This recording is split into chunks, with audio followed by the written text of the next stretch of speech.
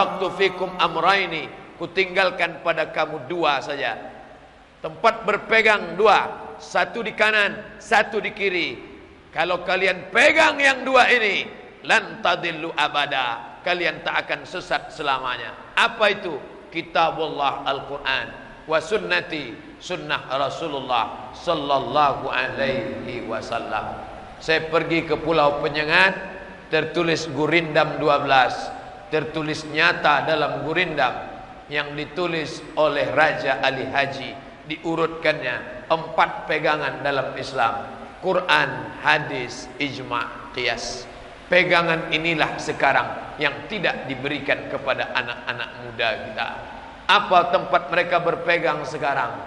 Gamang, galau, tak tentu arah. Tak ada tempat dia berpegang. Pegangannya apa sekarang? Musik. Pegangannya apa sekarang? TV. Pegangannya sekarang apa? Internet. Pulsa sedang banyak, dia tenang. Begitu habis dia galau. Kalau ditinggalkan harta, harta binasa. Ditinggalkan kuasa, kuasa akan sirna. Ditinggalkan nama, nama akan jatuh. Tengku, Said, Raja, binasa. Tapi ketika kau tinggalkan Quran dan Sunnah, tak lapuk karena hujan, tak lekang karena panas, tinggalkanlah itu. Berapa banyak orang-orang kaya, orang-orang besar meninggalkan tanah sejauh mata memandang, meninggalkan emas berbungkal-bungkal. Ketika hari berganti, musim berubah, dia tidak kekal, maka tinggalkanlah yang kekal. Afdalul zikri seafdal-afdal zikir, la ilaha illallah. Bapak Ibu yang dimuliakan Allah Subhanahu wa taala, sekarang orang sedang kehilangan pegangan, kehilangan arah, sampai menjual agamanya, menjual keyakinannya, menjual akhiratnya. Dunia ini tempat persinggahan. Saya dibawa singgah sebentar ke belakang padang. Singgah, berapa lama singgahnya? Untuk apa singgahnya? Kami di sini hanya 3 saja.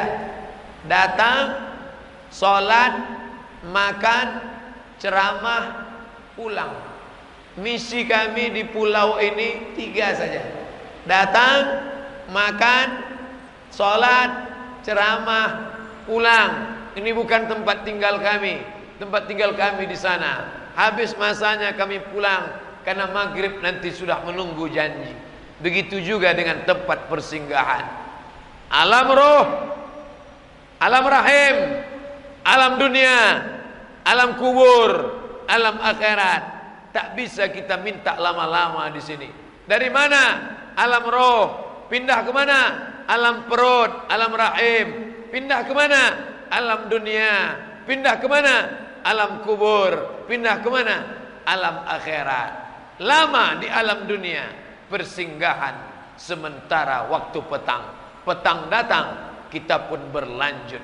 Apa kata pepatah orang Melayu? Mumbang jatuh, kelapa pun jatuh. Kalau tegak di bawah pokok kelapa, tengoklah ke bawah. Kelapa tua jatuh, kelapa muda jatuh, mumbang jatuh, mayang jatuh, pelepah pun jatuh. Yang kaya jangan sombong, yang miskin jangan putus asa. Kalau kau miskin, miskin itu sebentar saja, sementara malaikat maut datang. Kalau kau cacat, buta, lumpuh, pincang, stroke, jangan sakit hati, karena kau mengalaminya tak lama. Karena setelah itu kau akan mati menghadap Allah. Yang kaya pun jangan sombong, karena kau tak kekal abadi. Kurang hebat apa Qarun yang hartanya melimpah ruah, sekarang tinggal jadi danau. Saya kuliah di Mesir 4 tahun. Ada danau besar, namanya Danau Qarun. Bulan 7, bulan Juli, bulan 8, bulan Agustus, mahasiswa dibawa jalan-jalan ke Danau Qarun. Inilah danau tempat Qarun tenggelam. Orang paling kaya di dunia, kunci-kuncinya aja dipikul orang-orang tegap, bodyguard tak sanggup memikul kuncinya. Belum lagi emas hartanya, tenggelam masuk ke dalam danau. danau Qarun. Saking kayanya Qarun, kalau ada ibu menggali tanah di belakang rumah, di belakang padang, gali tanah, dapat periuk emas. Apa kata ibu? Periuk Qarun. Padahal tenggelamnya di Mesir, bisa pula periuknya ke belakang padang. Saking hebatnya Qarun. Harta Qarun itu pakai huruf qaf, Qarun. Tapi karena orang kita payah menyebut qaf, karun kata dia. Harta karun. Itu tak betul. Yang betul harta Qarun. Bapak Ibu yang dimuliakan Allah Subhanahu wa taala, tinggalkanlah yang bisa menyelamatkan anak-anak kita. Mungkin agak berpisah sejenak. Masukkan ke pondok pesantren di Batam, Tanjung Balai Karimun, ada pesantren bagus. Atau di Pekanbaru Riau, masukkan. Langsung ke Jawa aja Pak, ke Gontor, masukkan. Itulah yang menjadi pegangan dia. Karena kita tak bisa mengontrol dia 24 jam. Biarkan, tanamkan microchip dalam kepala dia. Nah, aku tak bisa mengontrolmu. Yang mengontrolmu adalah dia. Siapa dia? La ta'khuzuhu sinatun wala naum. Tapi dengan syarat. Syaratnya apa? Kasih dia makan. Saya sebagai laki-laki ada 5 hak anak istri dalam diri saya. Kalau tak saya kasih, maka saya zalim.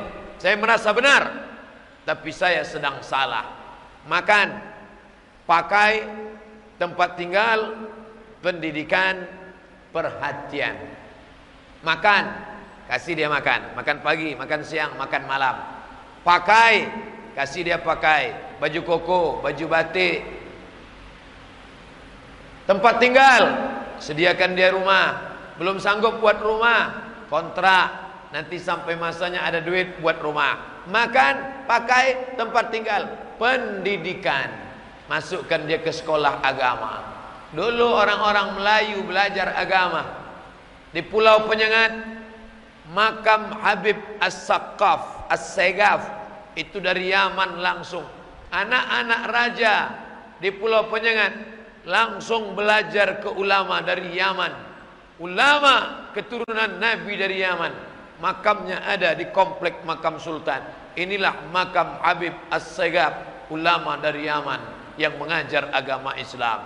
Quran, hadis, fikih, tajwid, bahasa Arab, balaghah, ma'ani, mantik, bayan, usul fikih, qawaidul fikih, ulumul hadis, mustalah hadis, hadis tahlili, hadis maudhu'i, tafsir, ulumul Quran, arud qawafi, pelajaran-pelajaran agama. Sekarang pelajaran agama yang 20 ini dipres menjadi 5.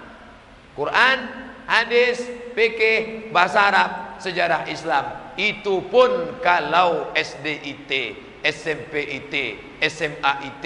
Kalau hanya mengharapkan impres, instruksi presiden, SMP negeri, SMA negeri, STM, SMK negeri, hanya pelajaran satu, pelajaran agama Islam. Sebodoh-bodoh orang Melayu, tidak ada orang Melayu buta huruf Al-Quran. Kenapa? Karena dia bisa membaca perukunan Melayu. Perukunan Melayu. Yang nulis orang Melayu pakai huruf Arab Melayu. Orang Melayu tak ada huruf Latin.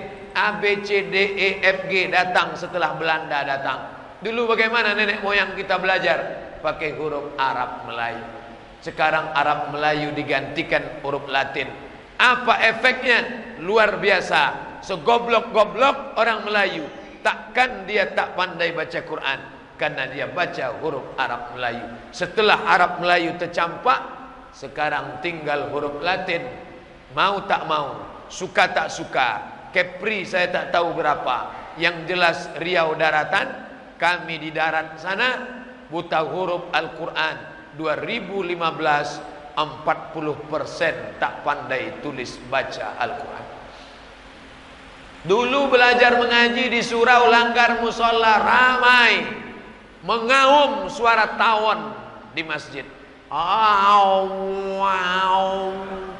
Wah, alif di atas, alif di bawah, ya alif di depan, u, a, i, u. Alif dua di atas, an, alif dua di bawah, in, alif di depan, on, an, in, on. Sekarang masuk kita ke surau, ke langgar, ke musola, sunyi. Tak ada anak-anak mengaji. Kemana? Kuali yang tak berminyak sudah menggoreng otaknya. Apa itu? Parabola 100 channel yang merusak kepala anak-anak kita.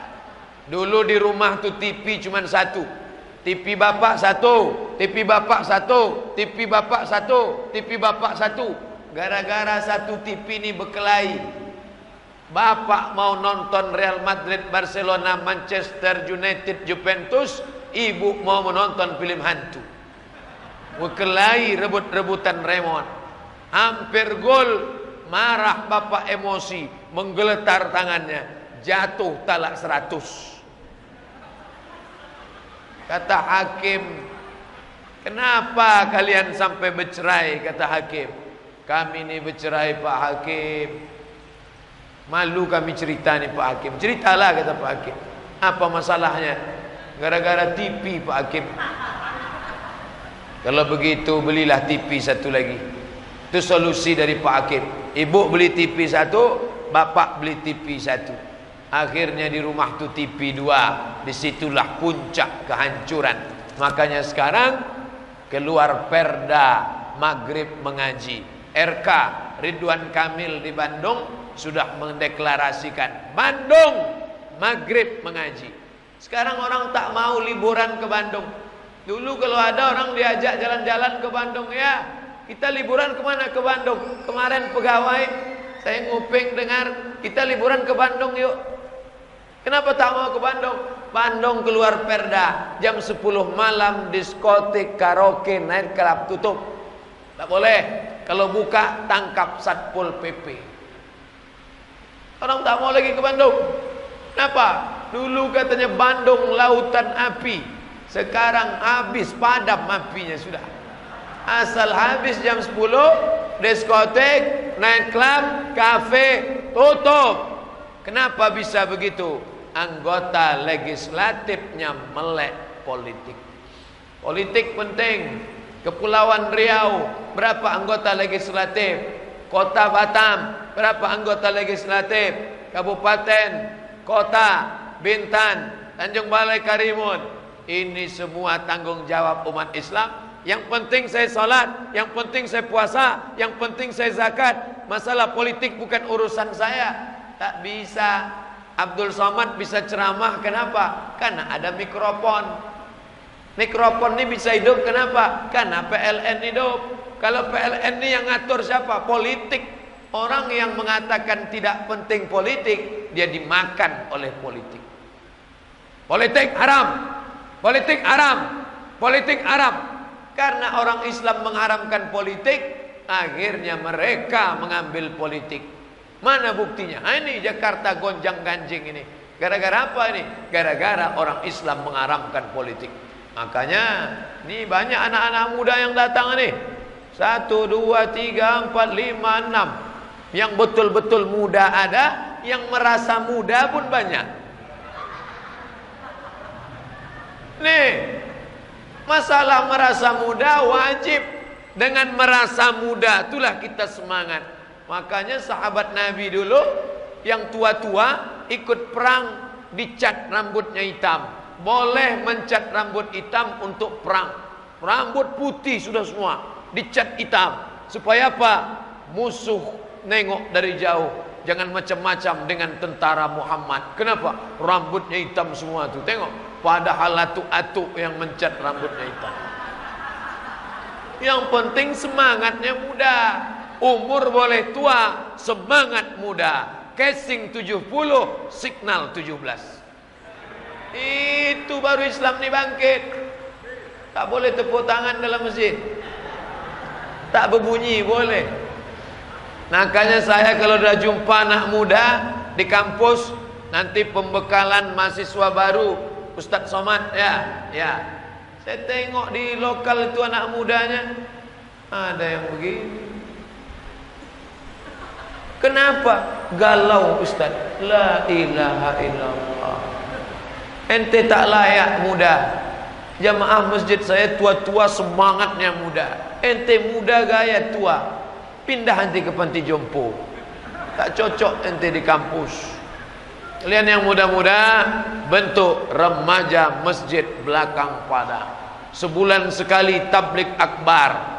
Khusus buat bulan. Jangan tanggal 1, tanggal 2. Duit belum turun lagi. Tanggal 7 buat.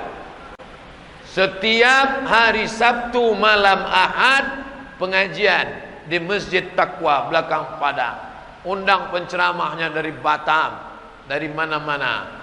Ustadz Abdul Somad akan datang bulan Agustus. Saya ke Batam setahun 2 kali. Februari, Agustus. Mintakan ke Pak Al-Mukarram, Pak Endri. Saya matang malam ke sini. Jangan buat lagi pengajian. Hadirilah pengajian. Anak-anak muda sudah minder nengok pengajian. Apa? Pengajian tabligh akbar. Tabligh akbar itu kan untuk nenek-nenek tuh. Jadi apa namanya? Saturday night. Saturday Sabtu. Night malam. Saturday night Sabtu malam. Buat acaranya Sabtu malam. Tabligh akbar. Tak ada pakai tabligh akbar lagi. Karena orang kita ini kan suka pakai Inggris. Tadi sarapan pagi pakai apa? Ayam goreng. Orang kampung ayam goreng. Kamu pakai apa? Fried chicken.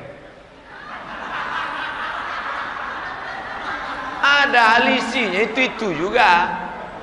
Minyaknya pun sama, kualinya pun sama. Cuman pakai Inggris aja. Gitu juga. Mau kemana? Pengajian. Kampungan. Mau kemana? Tabligh akbar. Jadul. Apa acaranya? Saturday night. Wah, barulah buat pengajian, buat dialog, tanya jawab. Anak-anak muda tidak mau ngaji aja, nonton bareng. Pakai infocus, buat 2 layar. Infocus ganda, sana 1, sini 1, nonton. Apa judul filmnya? Di bawah mihrab cinta. Apa judulnya? Ayat-ayat cinta. Apa judulnya? Di bawah lindungan Ka'bah. Apa judulnya? Tenggelamnya kapal Panderwick. Setelah nonton bareng, kasih pena, kasih kertas. Apa saja poin pelajaran yang dapat Anda petik dari film tadi? Buat analisa, dialogkan, penting ke depan. Jadi tidak lagi model ceramah aja. Bosan saya ceramah-ceramah nih, monolog saja searah. Ada dialog, ada feedback, ada take and give. Pak Camat hadir, Pak Kua datang, Pak Kapolsek diminta kata sambutan, diminta pula macam-macam. Yang perempuan-perempuan buat Maulid Nabi, setahun paling tidak 4 hari besar. Maulid Nabi, Isra Mi'raj, Nuzul Quran, tahun baru hijrah. Buat lomba jadi imam, lomba marhaban, lomba barzanji, lomba nasyid, lomba hadrah, lomba. Ini barzanji, nasyid, hadrah kalau tidak dibuatkan musabaqah akan hancur dengan sendirinya, tergeser oleh cinta satu malam, kucing garong dan macam-macam lah. Nah, ini tanggung jawab kita bersama. Ini bumi Melayu. Sekali layar terkembang, surut untuk berpantang, takkan Melayu hilang di bumi. Tapi jangan sampai hilang di belakang Padang. Kenapa? Karena kita tidak peduli pada agama, pada tradisi, pada keumatan kita. Jangan sampai orang yang batil itu merasa benar. Apa kata Sayyidina Ali? Kata Sayyidina Ali radhiyallahu an, aku tak khawatir tentang benar dan salah. Karena memang dunia ini tempat hak dan batil. Ada Kabil, ada Habil. Ada Musa, ada Fir'aun. Ada Ibrahim, ada Namrus. Ada Isa, ada Herodes. Ada Muhammad, ada Abu Lahab. Ada Ahok, ada Anies. Dunia ini memang itu sudah pasangannya. Aku tidak pernah khawatir tentang hitam dan putih, tentang lurus dan bengkok. Yang aku khawatirkan adalah orang yang benar diam, sehingga orang yang batil merasa benar. Aku tidak khawatir dengan perempuan yang tak berjilbab yang keliaran di jalan, karena dunia ini tempatnya orang berjilbab dan yang tak berjilbab. Yang aku khawatirkan orang yang berjilbab diam, sehingga orang yang tak berjilbab merasa benar. Aku tidak khawatir tentang anak muda yang pacaran dan yang tak mau pacaran, karena dunia ini dari dulu memang itulah tempatnya. Ada anak muda yang pacaran, ada yang tak mau pacaran. Yang ku khawatirkan anak muda yang tak mau pacaran itu diam, sehingga yang pacaran itu merasa benar. As-sakitu anil haq syaitan akhras. Orang yang diam terhadap kebenaran, dia adalah setan bisu. Sudahlah setan, bisu lagi. Setan bisu. Na'udzubillah. Bapak Ibu yang dimuliakan Allah Subhanahu wa ta'ala, kalaulah kita mati, yang kita tinggalkan anak-anak yang soleh, mereka pertahankan masjid besar ini dengan pengajian, dengan tablik akbar, tetap ramai solat berjamaah. Di Pekanbaru masih ada masjid yang lantainya masih pasir. Sujud kita di situ Allahu Akbar, bangkit kening berpasir. Tapi di belakang padang masjid cantik indah. Tak hanya lantai berkeramik, memanjat sampai ke dinding-dinding berkeramiknya. Cantik. Ada pula huruf berjalannya di atas. Nih bagus nih, bagus. Running text nih bagus. Tapi bagi orang yang sholat suka menengok-nengok, asik ke atas saja mata. Nah, maka sholat tu tengok tempat sujud. Jangan sholat menengok running text, tengok tempat sujud. Kenapa? Setan datang berbisik, allazi yuwaswisu fi sudurin nas minal jinnati wan nas. Masjid di mana-mana satu lantai cukup. Ini disediakan sampai 2 lantai. Ini menunjukkan masjid ini selalu penuh. Saking penuhnya dibuatkan persediaan tu dia. Penuh. Saya sholat di masjid, karpet dibentang paling-paling cuma 1. Semalam maghrib di Batam cuma 1 baris. Pas jamaahnya 1 baris, 2 baris paling banyak. Tapi di sini dibentang panjang. Entah sopnya aja wallahu alam. Tapi yang jelas saya husnuzan, kita selalu berharap beginilah hendaknya masjid tetap hidup. Laki-laki soleh solat di masjid. Ini laki-laki orang tua yang muda-muda nih soleh solat di masjid. Laki-laki yang solat di rumah itu laki-laki solehah. Kalau ada anak ibu solat di rumah, suami ibu sholat di rumah, itu solehah namanya. Balik dari sini singgah ke warung, tolong berikan telekung mukena, sampul pakai kertas kado, kasihkan ke suami ibu, oleh-oleh dari Ustadz Somad. Nama saya Abdus Somad, mudah mengingatnya, ada dalam Quran. Qul huwallahu ahad, Allahu somad. Ini orangnya. Selamatkan negeri ini dengan Al-Quran dan Sunnah Nabi. Walau anna ahlal qura amanu, kalau penduduk belakang padang itu beriman, wattaqau, bertakwa, la fatahna alaihim, kami bukakan dari atas langit barakat, barokah minas sama, dari langit, wal ard, dari bumi. Walakin kadzabu, tapi kalau mereka mendustakan ayat kami, mereka melawan kami, akhaznahum, kami cabut barokah, bima kanu yaksibun, dicabut Allah Ta'ala barokah. Na'udzubillah, na'udzubillah, habis barokah. Dulu orang-orang cari nafkah tak lama, bangun pagi, pergi ke sawah, tanam padi, balik, sholat subuh, sholat zuhur, sholat asar, sholat maghrib, sholat isya, selesai. Orang sekarang pergi pagi, pulang petang, peras keringat, banting tulang, sholat tinggal, dunia tak dapat, akhirat melarat. Jangan sampai ini terjadi pada kita. Datuk nenek moyang kita dulu tinggal di tepi laut, pergi ke laut, memancing, menjaring, dapat ikan, jual. Anak bisa sekolah, berhasil, sholat tak tinggal, hidup tentram, adab, ayam, husnul khatimah, fid dunya hasanah, wa fil akhirati hasanah. Sekarang orang begitu sulit, di dunia merana, akhirat neraka jahanam sudah menganga. Dunia tak dapat, akhirat tak sempurna. Maka jangan sampai kita dua-dua tak dapat. Andai tak dapat salah satu, biarlah dunia tak dapat, tapi akhirat jangan sampai tak melekat, tak bisa dibawa menghadap Allah Subhanahu wa ta'ala. Bapak Ibu yang dimuliakan Allah, kehidupan yang singkat sebentar sejenak ini, dari azan ke solat. Lahir azan, mati solat. Lahir diazankan telinga kanan, mati disolatkan. Ditulis di dinding masjid, antara azan dan iqamat 15 menit. 15 menit itulah kita hidup. Azan iqamat 15 menit, kecuali maghrib langsung sholat. Iya kalau kita yang zuhur 15 menit. Kalau yang maghrib begitu qomat langsung sholat, tak sempat apa-apa lagi. Apa yang mau dibawa menghadap Allah Subhanahu wa ta'ala?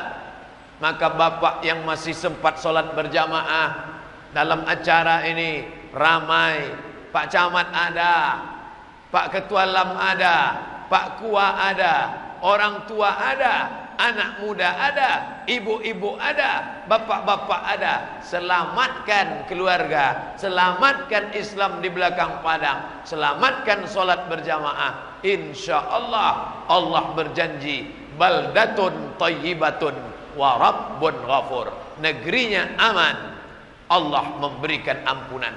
Masalah orang baik tak baik, ini bukan cerita baru. Pak Ustadz, di tempat kami banyak orang yang tak baik. Di mana orang baik semua? Di Makkah pun banyak orang tak baik. Buktinya mana? Banyak orang pergi umrah dompetnya hilang, pergi haji dompetnya hilang. Dipesankan keluarga dari kampung. Dulu belum ada embarkasi Batam. Dulu semua jamaah haji Riau itu ke Medan, Polonia Medan.